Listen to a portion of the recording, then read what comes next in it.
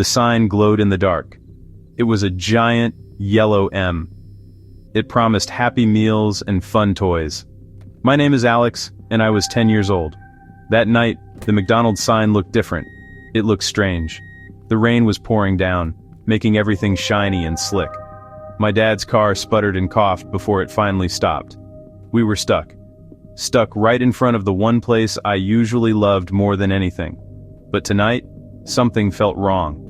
The air was heavy and cold, and the familiar golden arches seemed to loom over us like a giant, hungry monster waiting in the pouring rain.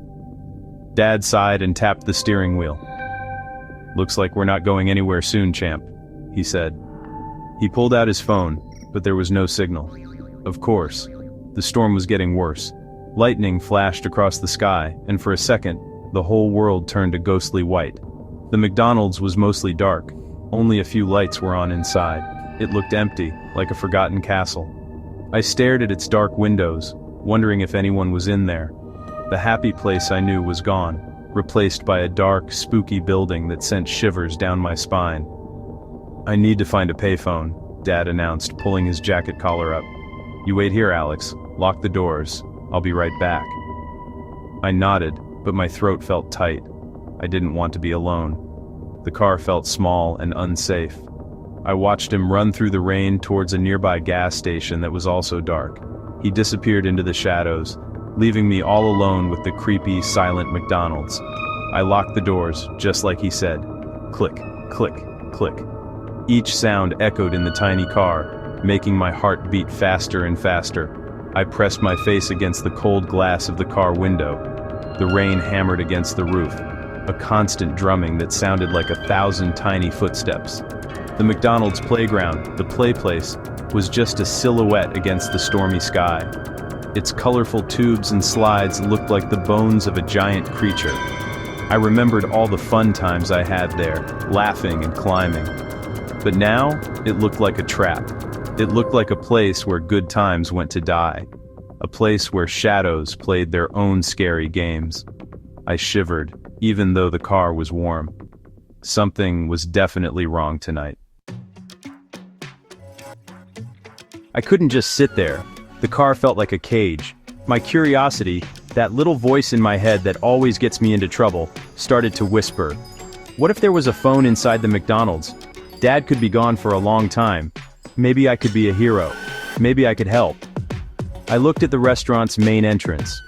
It was definitely locked. But then my eyes drifted back to the play place. There was a small service door at the base of the structure. One I'd never noticed before. It was probably for cleaning. And it looked like it was slightly ajar. A new idea sparked in my mind. A dumb, brave idea. I could sneak in through the play place. I could find a phone and call for help. I'd be back in the car before Dad even returned. It would be an adventure. I unlocked the car door. The wind howled and pushed against it, as if trying to keep me inside. But I was determined. I pulled my hoodie over my head and made a run for it. The rain was cold and soaked through my jeans instantly. My sneakers squished in the puddles. The short run felt like a mile, with the dark shape of the play place getting bigger and bigger. The service door creaked open with a low groan. It was dark inside. The air smelled funny, like old plastic and stale French fries. It was the smell of forgotten fun. I hesitated for a moment, my hand on the cold metal door. My heart was thumping like a drum solo. I knew I should go back to the car. I knew this was a bad idea. Every part of my brain screamed, "Turn back, Alex." But the thought of being a hero, of surprising my dad, was too strong. I took a deep breath and slipped inside, pulling the door closed behind me. It was pitch black. I couldn't see a thing. I fumbled in my pocket for my little keychain flashlight, the one I got in a cereal box. I clicked it on. A tiny beam of light cut through the darkness. It wasn't much, but it was something. The light danced across the colorful tubes and nets of the play place. The familiar shapes looked strange and scary in the dark. They twisted into weird, monstrous forms. The happy sounds of laughing children were replaced by the drip, drip, drip of water somewhere in the darkness. I was all alone in the belly of the beast. Perfect. I started to climb. My flashlight beam bobbed up and down, making shadows jump and dance on the plastic walls. I decided to play a little game with myself to feel braver. It was a game of hide and seek. I was it, and I had to find the phone. The phone was hiding somewhere in the main restaurant area. I just had to get through this maze of tunnels first. The plastic was slippery from the damp air. I crawled on my hands and knees, my light leading the way. The silence was the worst part. It was a loud silence, full of unspoken secrets. As I crawled higher, I reached the big bubble window that looked out over the restaurant. I peered through it. The main area was dark, except for the red glow of the emergency exit signs. Tables and chairs looked like sleeping animals in the gloom. The counter was empty.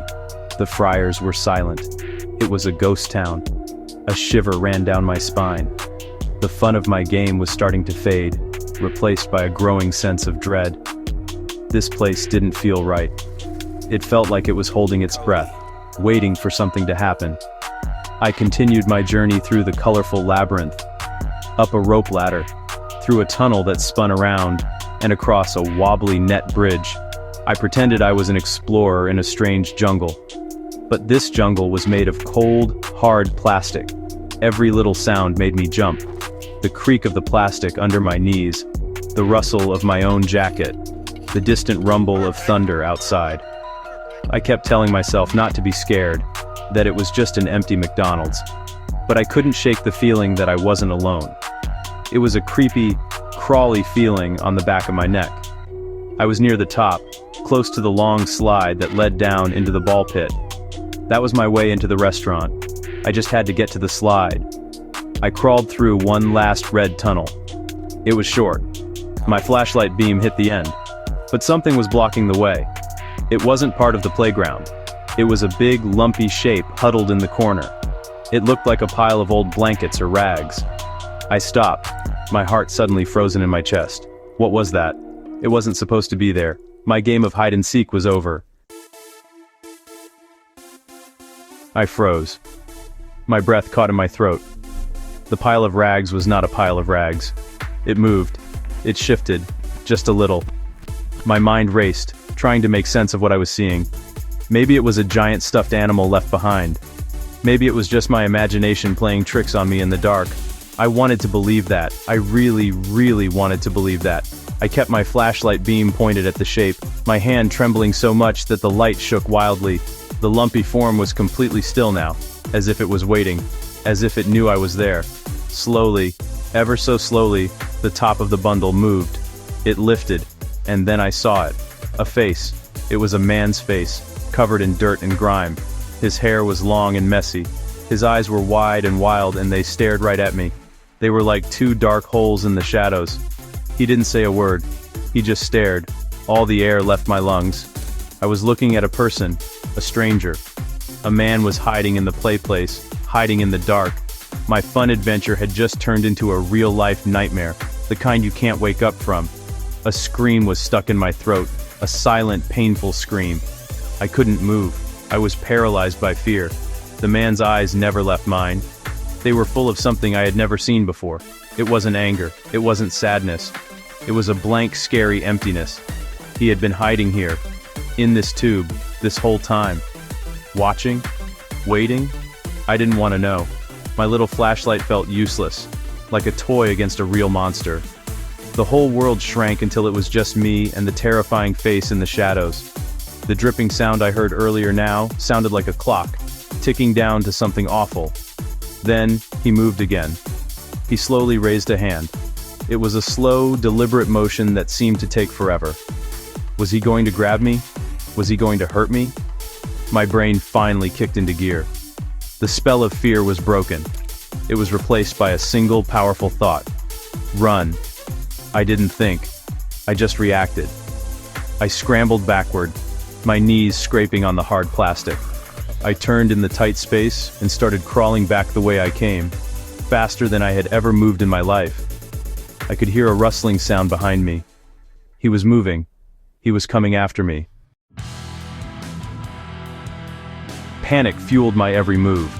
I crawled blindly, my flashlight dropping from my sweaty hand and rolling away into the darkness. Now I was completely blind. I didn't care. I just needed to get out. I pushed forward, banging my head and elbows on the sides of the tunnel. The sounds behind me were getting closer. A heavy shuffle, a low groan. He was much bigger than me. He would catch me. The thought made me push harder, my lungs burning. I had to get to the slide. The slide was my only hope. It was my only way out of this plastic prison. I tumbled out of the tunnel and onto the small platform at the top of the slide. I didn't hesitate. I threw myself onto it, feet first. For a split second, I flew through the air in the dark. It was a terrifying, weightless feeling. Then I landed with a loud whoosh in the ball pit below. The plastic balls exploded around me, swallowing me whole. They were cold and hard. I struggled to stand, the balls acting like quicksand, pulling me down. I could hear a heavy thud from the top of the slide. He was right behind me. I fought my way out of the ball pit, plastic balls scattering across the floor. I was in the main restaurant now. The red exit signs glowed like evil eyes, showing me the way out. I scrambled to my feet on the slippery tile floor and ran. I didn't look back. I didn't dare. I could hear him landing in the ball pit behind me. A loud crash, followed by an angry grunt. He was out. He was in the restaurant with me. My heart felt like it was going to explode. I ran past the empty tables and chairs, my sneakers squeaking with every panicked step. The front door was my goal. The big glass doors that led to the street, to safety, to my dad. I pushed against the long metal bar, locked. Of course it was locked. For a second, pure terror washed over me. I was trapped. I was trapped in here with him. I rattled the door, sobbing now. Then I saw it. A small red button on the wall next to the door, the emergency panic bar. I slammed my hand against it with all my might. An alarm started to blare. A horrible, loud, piercing sound that filled the entire restaurant. I didn't wait to see what would happen. I turned and ran for the back. The alarm was deafening. It was the most beautiful sound I had ever heard. I ran towards the back of the restaurant, towards the kitchen. The swinging doors burst open as I crashed through them. The kitchen was a maze of stainless steel counters and dark machinery. The smell of grease and cleaning chemicals hung in the air. I didn't slow down. I had to find another way out. The alarm was still screaming, a beacon of hope in the terrifying darkness. I hoped someone could hear it. I hoped my dad could hear it. I hoped he was okay. I saw a door at the far end of the kitchen. It had a glowing green exit sign above it. The back door. My last chance. I sprinted towards it, my sides aching. I could hear heavy footsteps in the dining room getting closer. He was still coming. I reached the door and fumbled with the handle. It was a heavy metal bar like the one at the front. I pushed down with all my weight. It clicked loudly and swung open. Cold, wet air rushed in, and I stumbled out into the rainy night. I was free. I was outside. I didn't stop running. I ran through the parking lot, past the dumpsters, and towards the street. The rain was still pouring down, washing the tears from my face. I looked back and saw the man standing in the doorway of the kitchen. He was just a dark shape against the light from inside. He didn't follow me. He just stood there, watching. Then I heard another sound. It was faint at first, but it grew louder and louder. It was a siren, a police siren. It was racing towards the McDonald's. Help was coming. Flashing red and blue lights cut through the rain. A police car screeched to a halt in front of the McDonald's. Just then, I saw my dad running towards me from the gas station. "Alex! Alex!" he yelled, his face full of panic. I ran straight into his arms, sobbing uncontrollably. He held me tight. I was safe. The police officers got out of their car, their flashlights cutting beams through the dark. I pointed a shaking finger back at the restaurant. "There's a man," I choked out. "He's in there. He was hiding in the playground." The police went inside. We waited in my dad's car, which he had managed to get started again. I watched as they brought the man out in handcuffs. He looked smaller in the flashing lights, and not as scary. He just looked sad and lost. An ambulance came and took him away. A police officer came over and talked to us. He said the man was homeless and had been living in the play place for a few days, just trying to stay out of the storm. He wasn't trying to hurt me. He was probably just as scared as I was. That night changed me. For a long time I was scared of the dark. I couldn't go near a McDonald's play place. The sight of the golden arches didn't make me think of Happy Meals anymore. It made me think of wild eyes in the dark and the feeling of being trapped. I had nightmares about being chased through colorful plastic tunnels. The fear was like a shadow that followed me everywhere. It made me feel small and weak. I thought the brave part of me was gone forever, lost somewhere in that dark ball pit. But as I got older, the memories started to change. The fear was still there, but something else was there too. I remembered running. I remembered fighting my way out of the ball pit. I remembered having the courage to slam that alarm button. I hadn't just frozen, I had acted. I had saved myself. I realized that being brave doesn't mean you're not scared. Being brave means you're scared, but you do what you have to do anyway. It was a lesson I would never forget. A lesson learned in the dark heart of a closed-down McDonald's. Today is October 1st, 2025. I'm a grown man now. And you know what? I'm not scared of McDonald's anymore. Sometimes when I drive past one at night, I think about that little 10-year-old boy. I think about his terror, but I also think about his courage. He was a hero in his own way. That night taught me that even in the scariest places, you can find a strength you never knew you had. You just have to be brave enough to hit the alarm, run for the door, and never, ever give up. And sometimes, the scariest monsters are just people who are lost in the dark, too.